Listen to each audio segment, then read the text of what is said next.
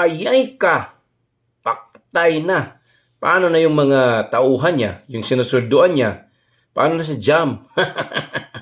Pero hindi lang yan ha. Kasi siyempre, talagang kakanta yan si Martin. Ha? Hindi pwedeng siya lang ganyan, ipipraise lahat ng assets ha. Kakanta yan. Sigurado. Naku po, good luck. O panoorin niyo yung video. Panoorin niyo yung video. Frozen na ang nasa mahigit 80 assets na nakapangalan at konektado kay Leyte 1st District Representative Martin Romualdez. Ayon sa freeze order ng Anti-Money Laundering Council o AMLAC, 25 bank accounts at 10 insurance policies ang nakapangalan sa dating speaker.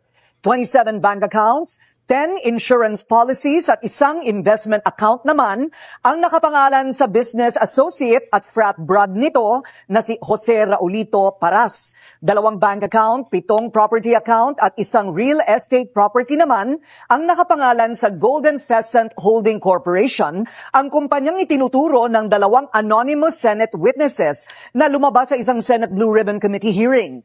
Ka-joint account ni Romualdez sa ilang bank accounts nito ang asawa na si Congresswoman Yeda Romualdez at 2 anak na sina Maria Bella Gabriel at Yeda Marie Daniel.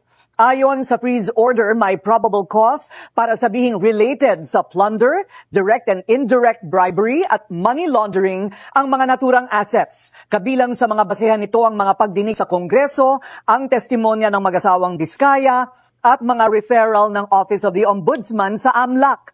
Mananatili ang freeze order sa loob ng 20 days, saka muling magsasagawa ng hearing ang Court of Appeals kung kailangan ba itong i-modify, i-lift o i-extend.